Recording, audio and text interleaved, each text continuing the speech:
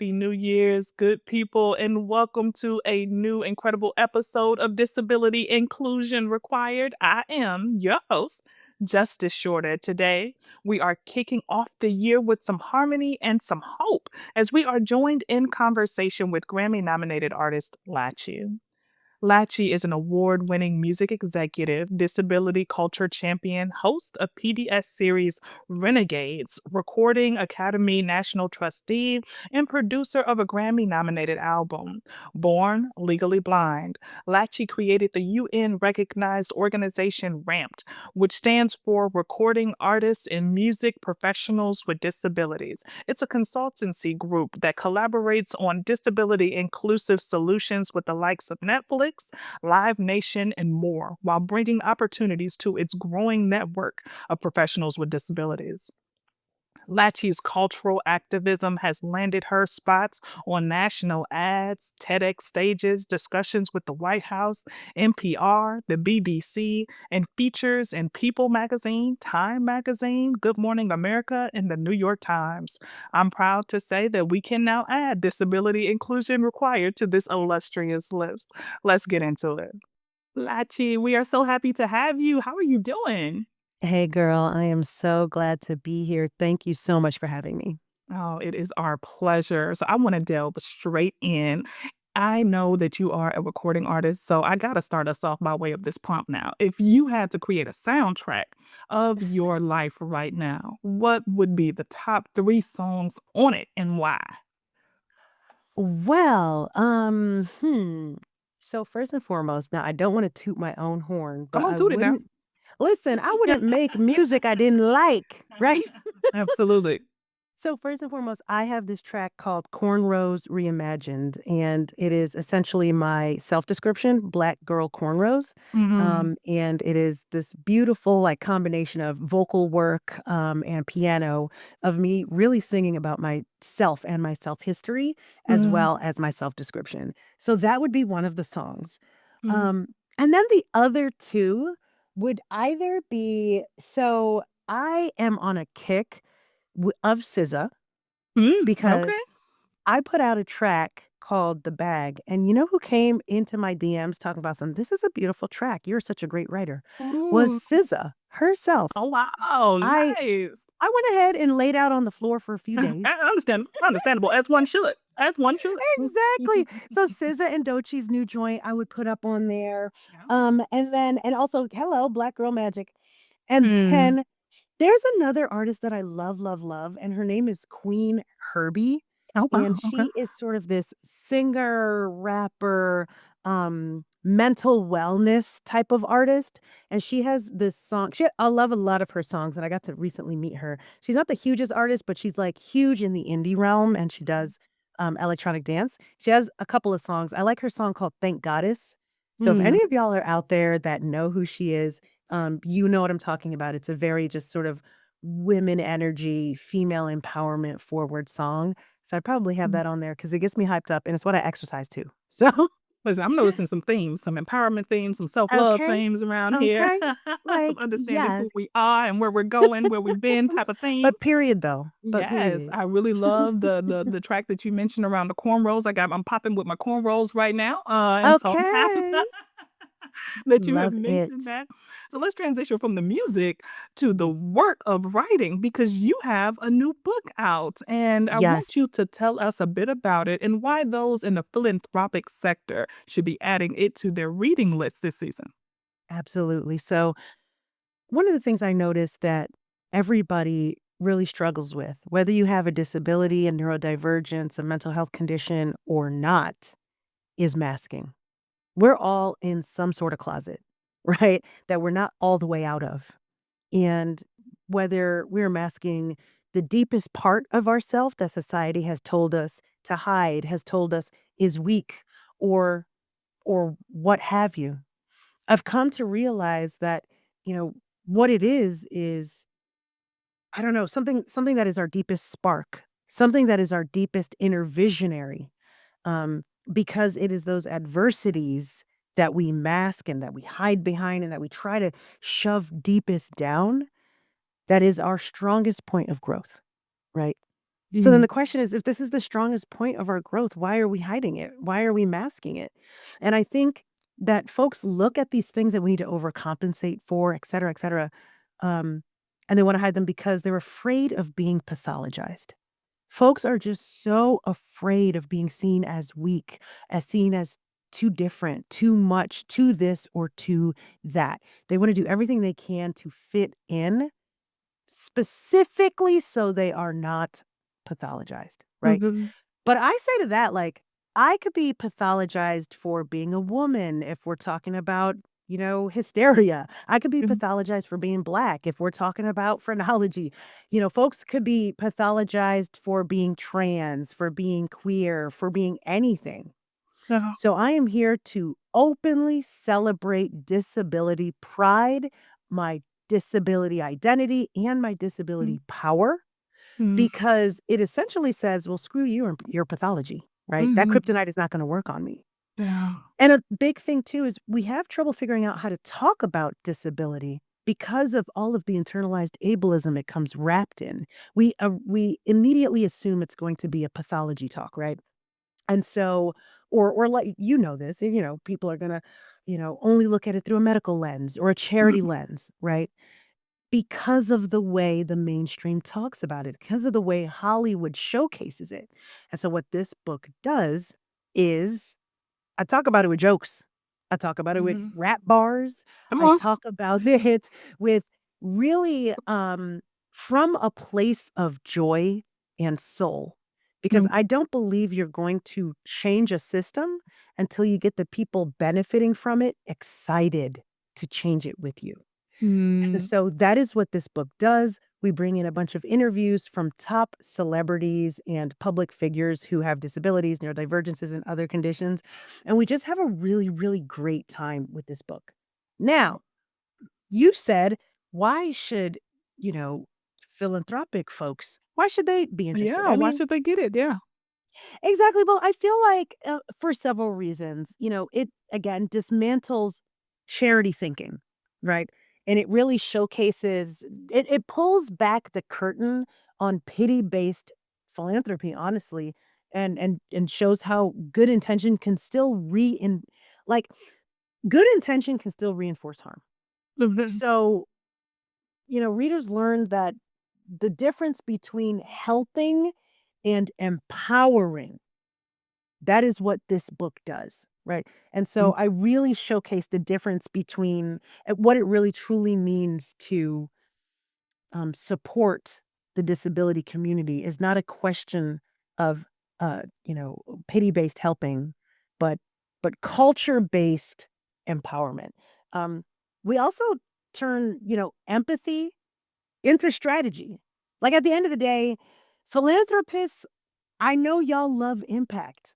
And I identify as blind. It reframes disability as a driver of innovation. I mean, disability, if you think about it, everything that we have ever done, all of the innovations that we have created, um, started off as access needs.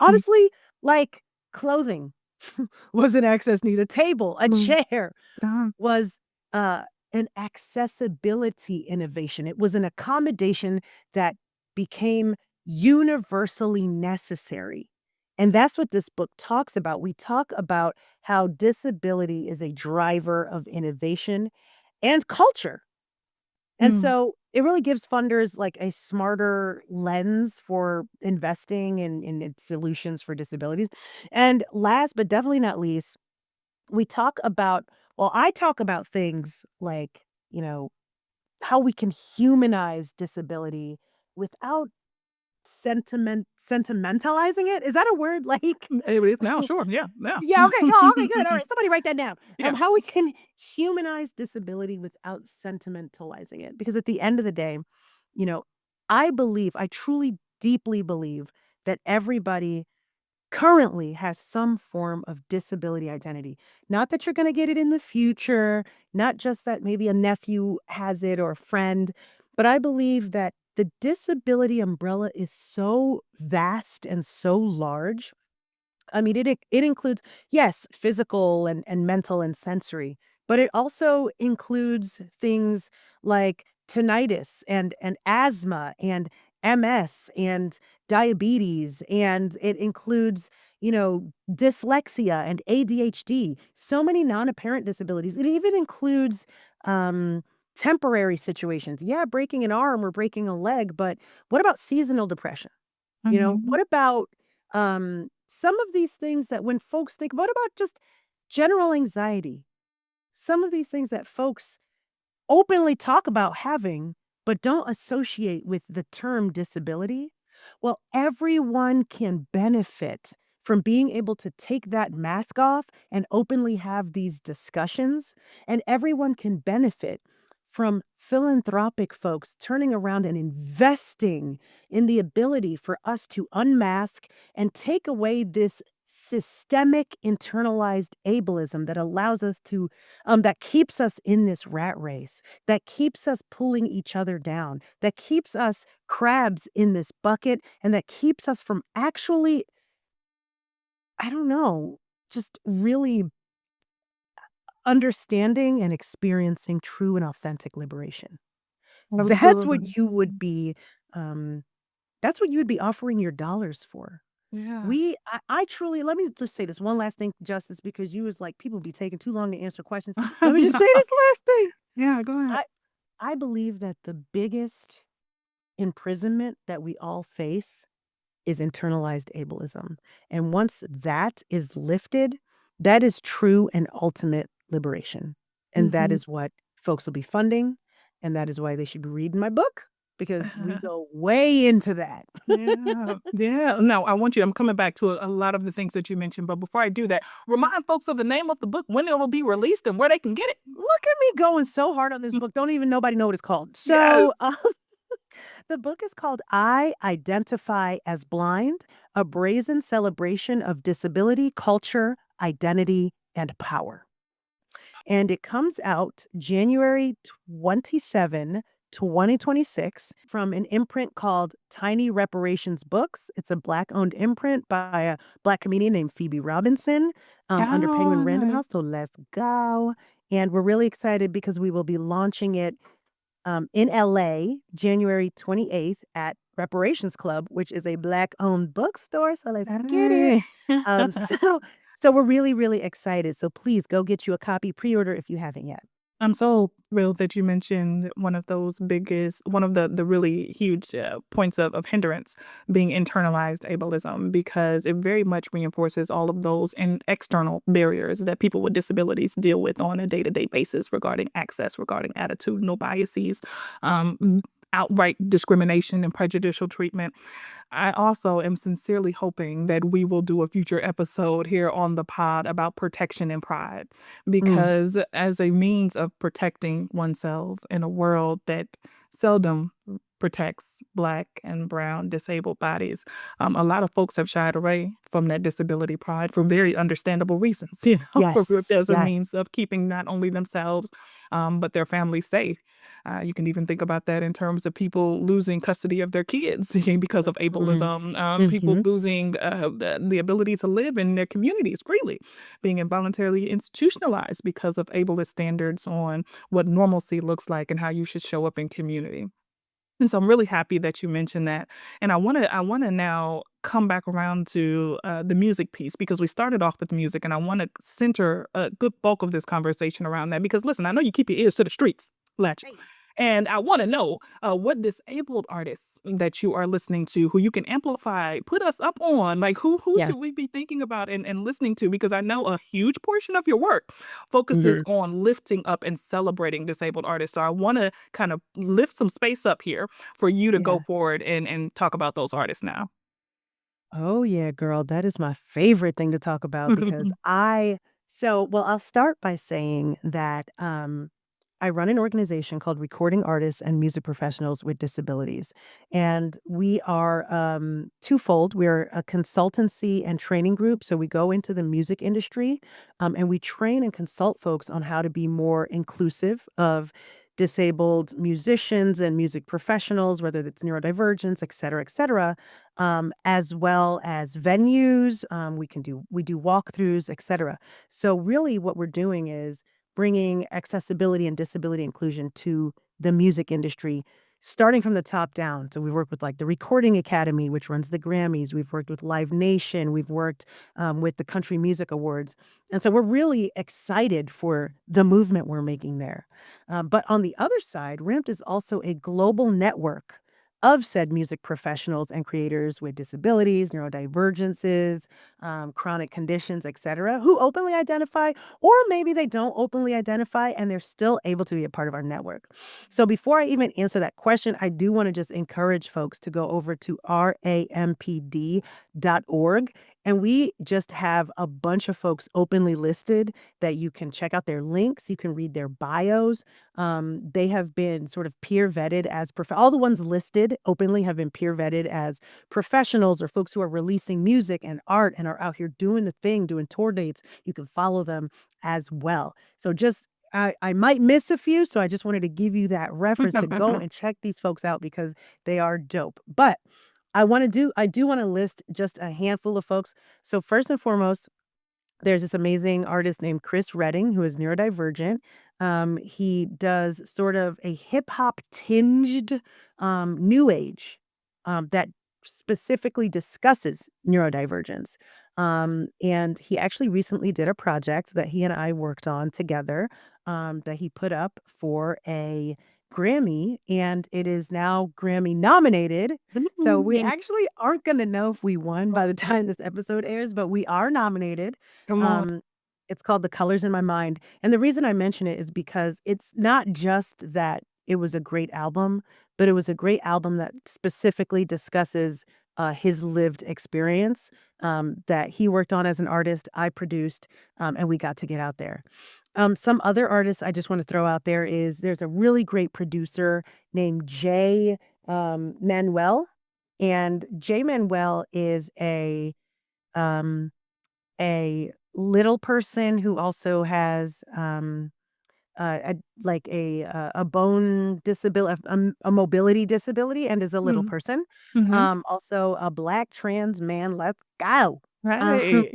also a really, really great producer, and then also has a TV show on, TLC Uh-uh. about him and his wife out here just doing a thing, so he's Come just on. famous. So check Okay. him out. And there are so many others. There is, a really amazing, Puerto Rican artist named Precious Perez that you No pressure. you might know. She's such a talent. Check her out. She does, both Latin, Spanglish, and American music as well. Of course, there's me. Check me out, Hey. Lachi. Like, girl, don't act like you don't know. Let me throw myself in the list. Throw it out now. But I also wanna, like, throw a little bit of space to the fact that, like, there are sort of mega celebrities, that have disabilities at the end of the day. Like, very recently, Gucci Mane came Yes, he out and did. Mhm. talks about how he was schizophrenic. Lil Wayne has epilepsy. Lil Mm. Jon has vision loss. Who's the other guy with vision loss? Apple de App, who I've worked with, from the Black Eyed Peas, also has vision loss. We have we just have so many people out here who are navigating that have different things. I believe Tony Braxton has lupus, She does, like, yes. um, and I recognize I'm only naming Black artists. I mean, let me name some others. But I just like, even so I talk about Lil Wayne. He's like the king of, rock star rap. But Yeah. we got Elton John, who is like the king of, rock star, you know, music situation. Like I'll be out here singing his stuff all the time. He also has epilepsy. And one of the reasons I'm just like so up to it. Oh, and let me just name just a couple more. Um, we have Missy Elliott out here. She has Graves' disease. We have Solange is neurodivergent. She has said that openly. And a lot of people are talking a lot more openly about their mental health conditions, about their chronic conditions. And I list and talk about the stories of so many of these different artists and celebrities in the book, like to the point where you're going to walk away and you're gonna almost start thinking like, "Okay, what does that person have? Okay, what you got? Like, what you got on the menu?" Yeah, yeah. So check it all out in the book, but Mhm. if you really wanna get into the nitty-gritty of some really great up and coming artists, stop by ramped.org. We're doing a lot of really great work there, and for your philanthropists out there, we are, fiscally sponsored, so we're here to, chill with y'all and work work to change culture with y'all as well. Listen, for folks who may not be aware, you have already heard one of the artists that are featured on the Ramped website because Precious Perez did our sound intro, our music intro for this show. Hey. I'm also going to shout out this Shaman Solomon, who I found on the website. He also goes by the Blind Savage, coming out of Georgia, showing out musically. He is an extraordinary artist, and he contributed a song that has quickly become an anthem for an artistic initiative that we did last year called Portraits and Portals. So much love to Oh, Deshamin Solomon wow. and the work that he does is wonderful. And we found him again on Ramp's website. So when we say that you can I go there and find love great people, that. Oh my we god. really do mean that. We really do mean that. Okay, why did you just make my heart smile? So Come first of on. all, um, that the opening song is with Precious and Andre Louis, who is Yeah. also a member of Ramped. Come on. Um, and the beauty of Deshamed is actually Deshamed is the treasurer of Ramped. Uh, So Ramped nice. is the global network of all of the Ramped artists and professionals is actually Mhm. a self-governed network. So they actually elect their leadership, which is like the secretary, the treasurer, the president, and the VP. And Mhm. so that body starts to determine what programs that we do at Ramped, whether it's song camps, whether it's mixers, whether it's mentorships, whether it's ambassadors situations, and whether it's our leadership programs to get more music professionals into leadership boards within the music industry.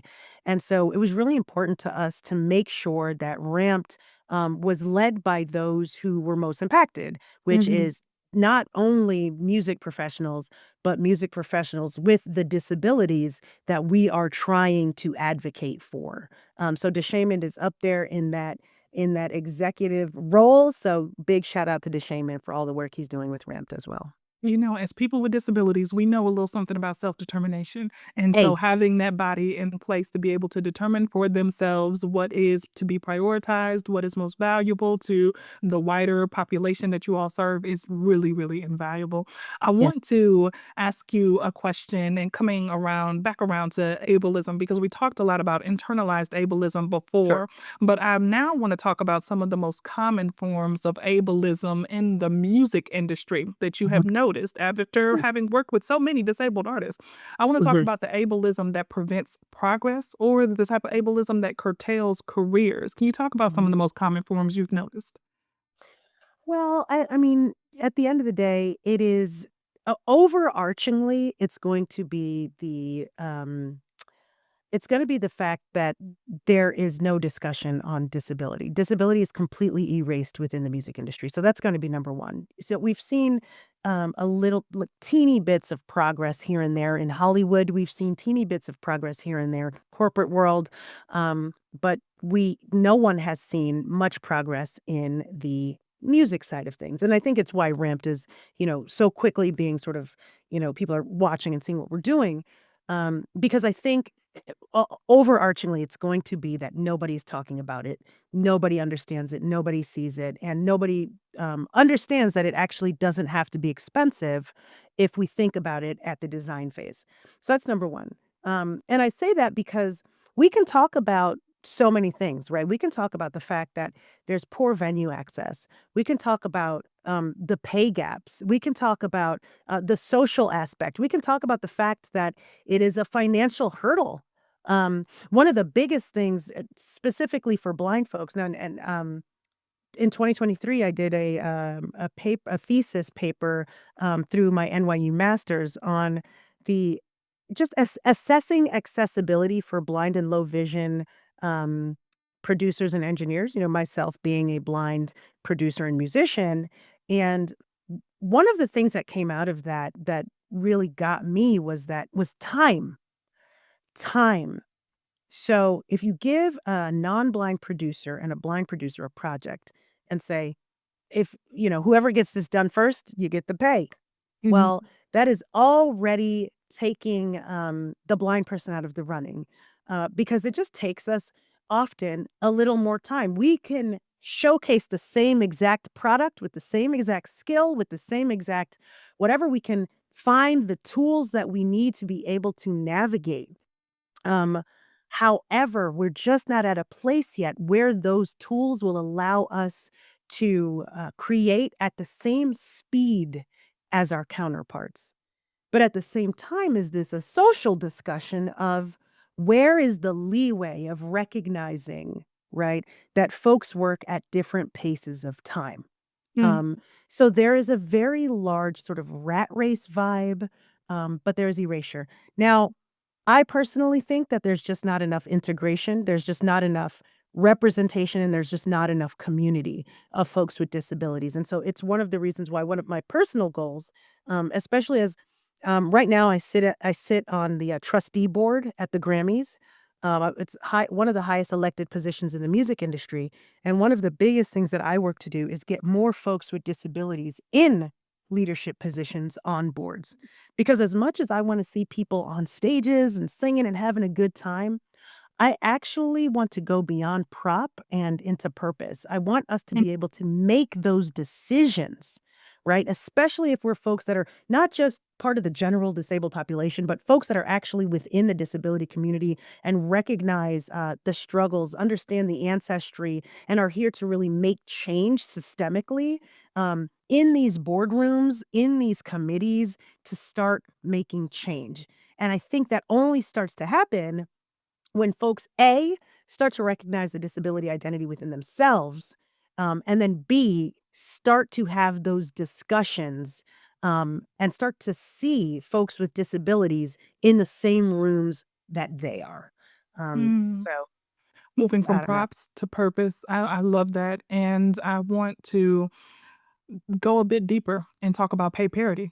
There Sure. have been many discussions for years about artists not being fairly compensated in the music industry, Mhm, particularly with the transition to streaming services. These concerns have only grown in some circles with the mhm. advancement of AI. So, what can both disabled artists do to not only protect the artistic integrity of their work, but what can funders also do to help ensure artists are equitably compensated in 2026, 2027, and beyond? I have been talking with so many people about this question, especially since you mentioned AI. And, there's the argument of how AI is actually, helping in some aspects with access, but it's certainly hurting with discussions on IP and taking away jobs and things of that nature. Mhm. There is one thing that AI is never going to be, and that is a human. Mm. It's never gonna be This an is true. actual human. So we need to recognize that the discussion of disability is the discussion of humanity, right?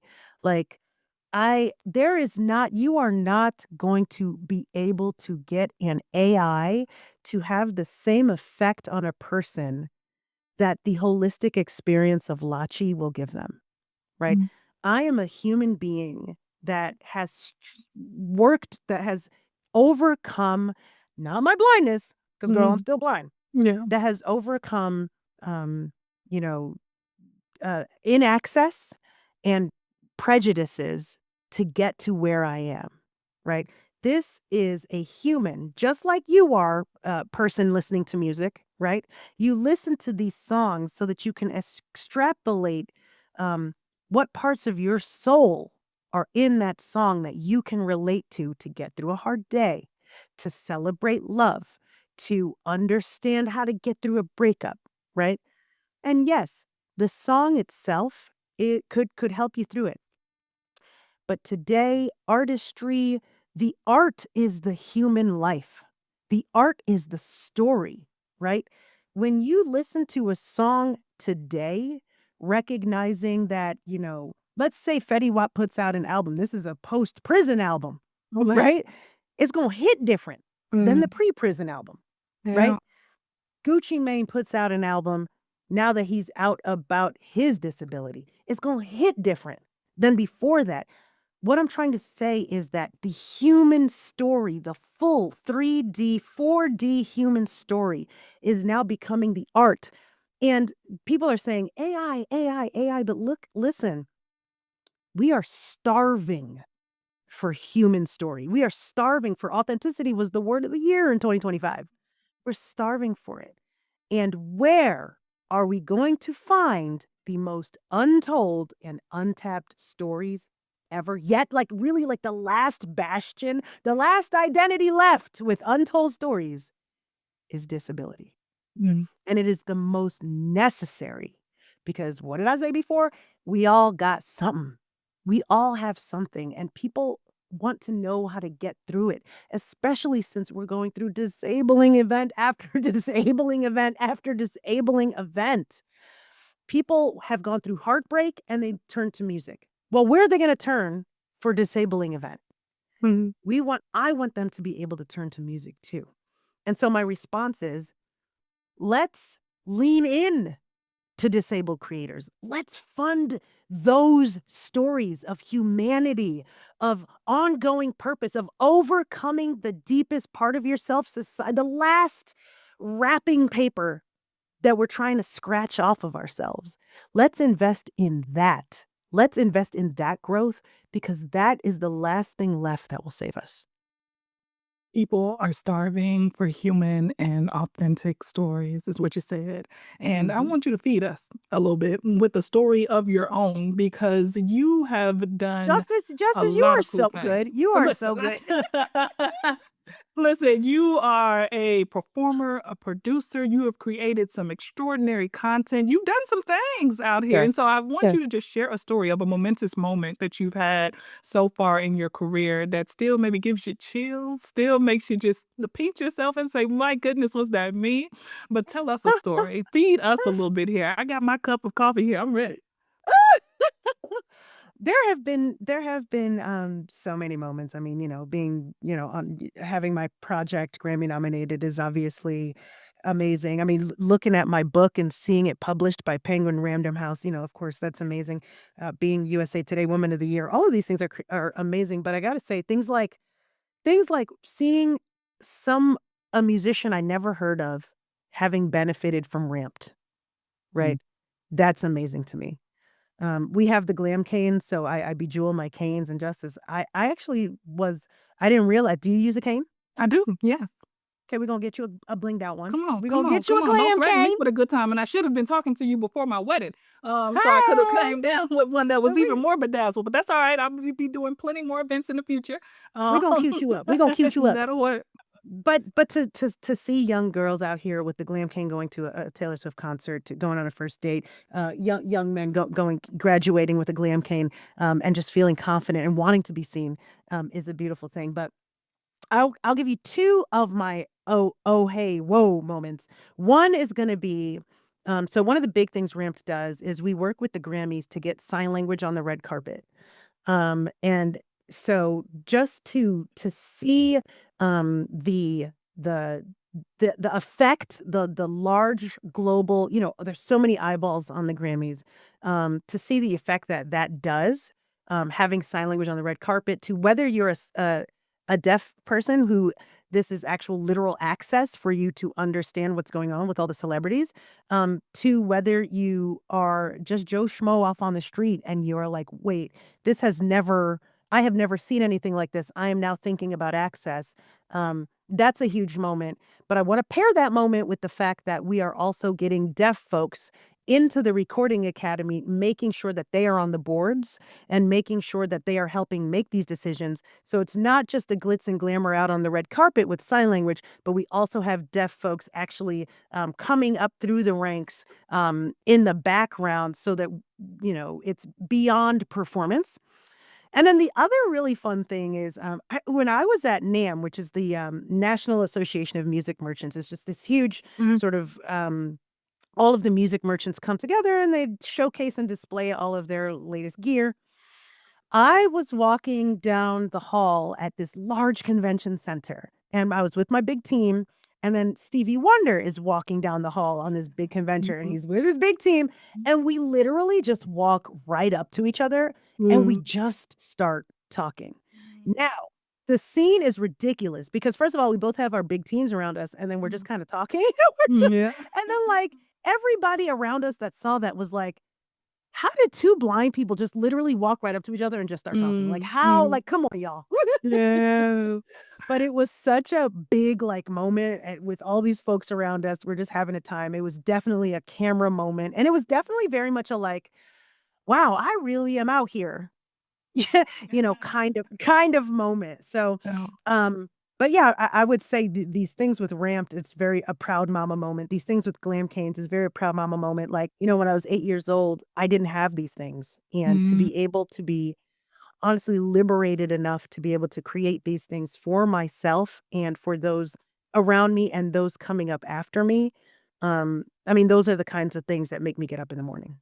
Give me one lesson that funders could extrapolate from those experiences. Just one thing that you would say, now having heard all of that, I want you to make sure you keep this nestled close in your mind and in your heart as you do your philanthropic work. Listen, I am out here, me and a bunch of these folks from Ramped. We're Grammy nominated now because of this work. We are out here with glammed out canes, and we're combating our own erasure with those Mhm. canes because of this work. We are putting out music videos on that rival those that are of other major artist ilk, and we're getting them on television. And I have to say that the first folks that believed in me when I first walked into the scene and said, "I wanna do something, but I don't know how or what," um, was a really, really cool person named, Lane Harwell was one of my Mhm. first funders, over at right now they're at, Ford for the arts and creative, Mhm. enterprise. Another, amazing person that really believed in what we were doing was, Nikki Brown Booker and those guys over, at, Disability Inclusion Fund. Yeah. Um, Another great person that believed in me personally and my artistic work, was, Bridget Antoinette Evans over at Pop Culture Collaborative. We're doing all of this. We're doing all of this. I mean, and Ramped is fiscally sponsored, and a really huge portion of our funds come from funders, and we are able to get sign language on the red carpet so the whole world can see access, and at the same time get deaf folks behind the scenes to be able to be making those decisions. Deaf musicians! People don't even Mhm. know that that exists to be able Yeah. to make these decisions. Because of funders, we were able to put out, "Lift Me Up," which was a song that I did that elevated, creators in the background and in the foreground, from the producers to the artists, to be able to get paid and put this song out, and the song went viral, and it was nominated for all sorts of things because of funders. Mhm. All of the work that we are doing and showcasing this movement of culture, of joy, of soul, injecting pride and power into the disability movement from a place of fun and smiling and doing the work and getting people excited to change the system that they are benefiting from. I mean, look, Mhm. we're getting people excited to change the Mhm. system they are benefiting from. And it is Mhm. because of the support of funders. So I want you to walk away with the amazing things you could, um, be funding out here in these streets. We need you right now because, this is where purpose and impact happens. Absolutely. I want to think about this in a couple of ways. So, first off, when we close out, I'm going to talk to you a little bit more about the fun and the future and some of your ideas that you have around that. But before we do, I want you to keep talking to these funders real quick, particularly the funders who are multi hyphenate individuals who work within the philanthropic sector, but who have been told in no uncertain terms that this isn't the place for that. All of that creativity, all of those additional ideas, maybe need to to stifle that. You can only do one thing at a time. You need to really be in this particular silo. You need to stay in your lane. What advice do you have for those folks? Just a singular message to people who might be a bit discouraged from pursuing their dreams. How can they, one, mesh it into the work that they're currently doing, but two, maybe pursue it via other avenues if they've been discouraged from doing that? You mean this is towards, artists or funders? Actual people who work in the philanthropic sector. So these are people, everyday folks who work on different grants, who work on, Mm, maybe even in the administrative levels, uh-huh. but people who every day are helping other organizations pursue their creative ideas and dreams, but they themselves, the organizations, institutions may not be encouraging them to do that same type of creative output. Sure, and I mean, as we know right now, there has been a lot of, turning away from creative funding, culture funding, music funding, arts funding, and one of the things we have to recognize is that, what we a society is going to be really when we look historically, society is judged on its culture, right? How it's treated its folks with disabilities, and how it has celebrated itself as a culture, right? Historically, right, societies aren't judged on, you know, these minute things, right, that we're arguing over or, this line item. Society is not judged on line items. Yeah. Society is judged on the culture it put forth and the way it treated what it would have seen as um, the folks most in need. Mhm. This is where we need to put our funds. I say this because innovation will inevitably halt if we do not invest in culture and if we do not invest in people with disabilities, very specifically. Because again, like in my book, I've mentioned so many different ways that humanity is progressed because of disability culture, Right. because of music, because of the way we see ourselves. And I would think that if you're going to do philanthropic work, the type of work you're trying to do is to essentially make the world a better place for the humans in it. Right? And if we're Mhm. gonna make the world a better place for the humans in it, that means we have to make, the world a better place for every single human being in it. That includes people with neurodivergences, disabilities, other chronic conditions, et cetera, et cetera. And when we take away those programs from the folks who need it most, this is when we're stifling the innovation from the folks who have, the most visionary ability, to let us know what we need, because the folks who are the least among us are gonna be the ones who showcase, what we need to progress the most. I don't know if Yeah, that makes yeah. sense. No, it does, it does. And listen, you are always talking about throughout this entire interview, a common theme has been how do we make the world better for people and how we are making decisions in the present that will make a more equitable, a more enjoyable, a more entertaining, a more fun, joyous future, not only for individuals with disabilities, but all those who interact in our universe and beyond. And so I want to have you close us out by way of four prompts. And if you can just fill in the blank and close out the sentence. So the first prompt here is success sounds like, Liberation, mm, respect and resilience sounds like, dignity, mm, community sounds like, interdependence, the future sounds like. the future sounds like oof.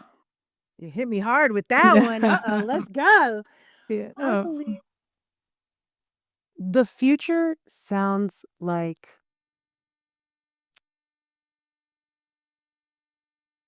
acceptance. Mhm. Accepting the deepest parts of ourselves society has told us to hide. Lachi, it has been such a pleasure. Thank you so much for joining us on Disability Inclusion Required. Thank you for having me.